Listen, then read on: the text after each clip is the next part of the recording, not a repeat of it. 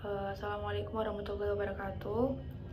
Saya Faizatul Husnaini Azhara dengan NIM akhir 126 dari DKV 2024F. Oke, kali ini saya akan menjelaskan tentang ilustrasi yang saya buat di mata kuliah tinjauan visual untuk tugas akhir. Pada tugas ujian akhir semester ini, mata kuliah Tinvis, saya mengangkat tema narasi kecil untuk menjawab narasi besar dengan fokus pada proyek food estate di Papua Selatan. Melalui karya ilustrasi ini, saya mencoba menghadirkan sebuah dialog antara narasi pembangunan yang dibawa oleh negara dengan realitas yang dialami masyarakat adat Papua sebagai pihak yang hidup langsung di wilayah tersebut. Karya ini tidak bertujuan untuk menyatakan bahwa pembangunan itu sesuatu yang sepenuhnya benar atau sepenuhnya salah. Namun karya ini memperlihatkan bahwa di balik sebuah proyek pembangunan besar terdapat berbagai suara yang juga perlu didengar dan dipertimbangkan. Narasi besar itu merupakan cerita utama yang dibangun oleh pemerintah mengenai sebuah program pembangunan. Dalam kasus Food Estate Papua Selatan, narasi besar yang dihadirkan adalah tentang ketahanan pangan nasional.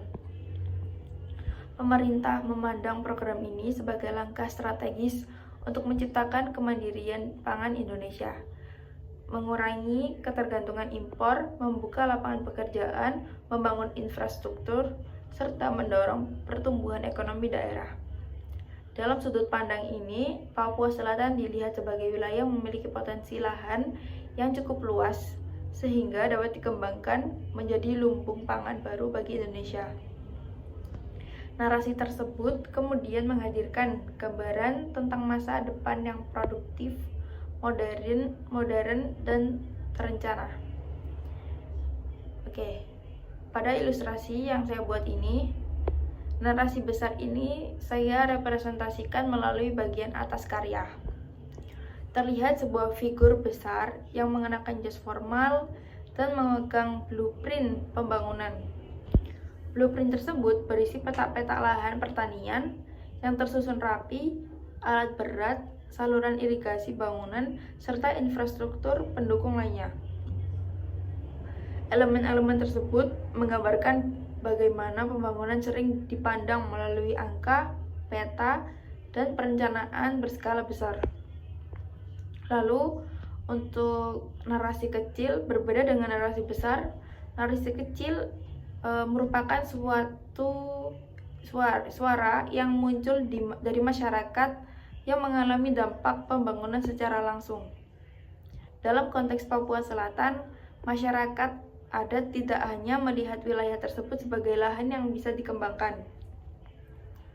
Bagi mereka, wilayah tersebut merupakan ruang hidup yang telah diwariskan secara turun-temurun. Di dalam ruang hidup tersebut terdapat hutan adat, pohon sagu, rawa, sungai, tempat berburu, sumber pangan, serta berbagai nilai budaya yang menjadi bagian dari identitas masyarakat. Karena itu muncul berbagai kekhawatiran mengenai kemungkinan hilangnya hutan adat, berkurangnya ruang hidup, serta perubahan ekosistem yang selama ini menopang kehidupan masyarakat lokal. Nah, narasi kecil inilah yang menjadi fokus utama dalam ilustrasi saya. Melalui karya ini, saya ingin menunjukkan bahwa masyarakat adat bukan hanya objek yang menerima dampak pembangunan, tetapi juga memiliki suara, pengalaman, dan pandangan yang penting untuk didengar. Lalu, untuk konsep karya saya ini, konsep utamanya yaitu mempertemukan dua cara pandang yang berbeda terhadap terhadap ruang yang sama. Di satu sisi, terdapat pandangan pembangunan yang melihat wilayah sebagai lahan produksi. Di sisi lain, terdapat pandangan masyarakat adat yang melihat wilayah tersebut sebagai rumah dan sumber kehidupan. Untuk mempertemukan kedua perspektif tersebut, saya menggunakan pendekatan ilustrasi naratif dan metaforis. Saya memilih gaya ilustrasi semi kartunal dengan nuansa digital painting agar visual tetap komunikatif dan mudah dibaca, namun tetap mampu menghadirkan emosi dan makna yang mendalam.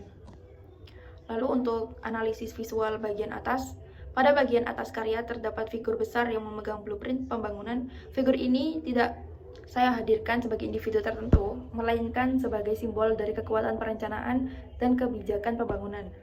Blueprint yang dibentangkan menggambarkan narasi besar negara. Di dalamnya terlihat peta-peta pertanian yang sangat teratur. Susunan tersebut sengaja dibuat geometris dan sistematis untuk menunjukkan cara pandang pembangunan yang terukur dan terencana. Area ini juga memiliki suasana yang lebih mekanis dan formal dibandingkan bagian bawah ilustrasi. Melalui bagian ini, saya ingin menunjukkan bagaimana pembangunan seringkali dilihat dari perspektif yang luas dan makro. Lalu untuk visual bagian tengah, bagian tengah ini merupakan titik paling penting dalam karya. Di area ini terdapat pohon sagu yang tumbuh sangat besar dan menjadi pusat perhatian. Pohon sagu saya pilih karena memiliki hubungan yang sangat erat dengan kehidupan masyarakat Papua. Sagu bukan hanya sumber pangan, tetapi juga bagian dari identitas budaya masyarakat setempat. Secara metaforis, pohon sagu dalam karya ini merepresentasikan ruang hidup, budaya, dan keberlangsungan kehidupan masyarakat adat. Posisi pohon yang berada di antara blueprint, pembangunan, dan kehidupan masyarakat menunjukkan adanya pertemuan sekaligus ketegangan antara dua narasi yang berbeda. Pohon ini menjadi simbol bahwa terdapat nilai-nilai yang tidak dapat sepenuhnya diukur hanya melalui peta dan perencanaan pembangunan. Lalu untuk analisis visual bagian bawah, yaitu pada bagian bawah ilustrasi terdapat masyarakat adat Papua yang sedang menjalankan aktivitasnya sehari-hari. Saya menggambar seorang ibu yang sedang mengolah sagu. Aktivitas tersebut menunjukkan bahwa sagu bukan hanya tumbuhan biasa, tetapi bagian dari kehidupan masyarakat. Saya juga menampilkan seorang pemburu yang merepresentasikan hubungan masyarakat dengan alam serta cara hidup yang telah berlangsung secara turun-temurun. Di bagian tengah bawah terdapat seorang anak yang memegang bibit sagu. Anak ini menjadi focal point utama karya.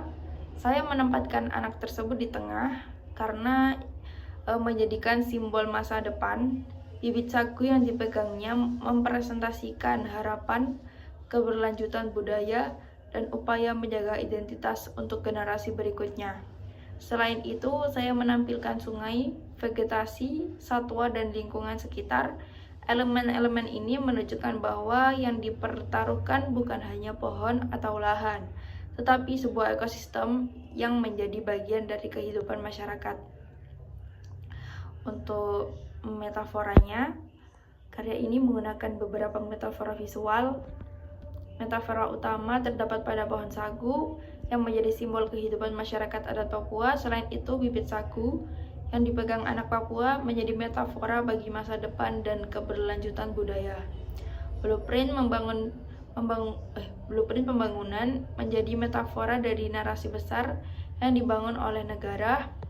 Melalui pembangunan metafora ini, saya ingin menunjukkan bahwa konflik yang terjadi bukan hanya tentang lahan, tetapi juga tentang cara manusia memaknai ruang yang mereka tempati. Pesan karya yang saya buat, pesan utamanya yaitu bahwa pembangunan sebaiknya tidak hanya berfokus pada tujuan ekonomi atau produktivitas.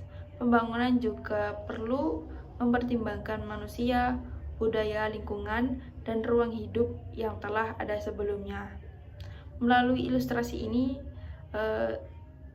saya menunjukkan bahwa narasi kecil bukan sekedar suara yang berada di pinggir, tetapi narasi kecil merupakan pengalaman nyata yang dapat memberikan perspektif penting terhadap narasi besar. Dengan mendengarkan kedua narasi tersebut, saya seimbang. Pembangunan dapat berjalan dengan lebih adil dan berkelanjutan. Karya ini merupakan visualisasi hubungan antara narasi besar pembangunan food estate Papua Selatan dengan narasi kecil masyarakat adat Papua. Melalui simbol blueprint pembangunan pohon sagu, masyarakat adat, sungai, dan lingkungan hidup, saya ingin menunjukkan bahwa ruang yang sama dapat memiliki makna yang berbeda bagi setiap pihak. Melalui karya ini, saya tidak bermaksud menolak pembangunan, melainkan mengajak kita untuk melihat bahwa pembangunan yang baik adalah pembangunan yang juga mampu mendengar suara masyarakat serta menjaga ruang hidup dan lingkungan yang telah ada. Baik, itu tadi penjelasan ilustrasi yang saya buat untuk UAS tinjauan visual. Sekian dari saya. Assalamualaikum warahmatullahi wabarakatuh dan terima kasih.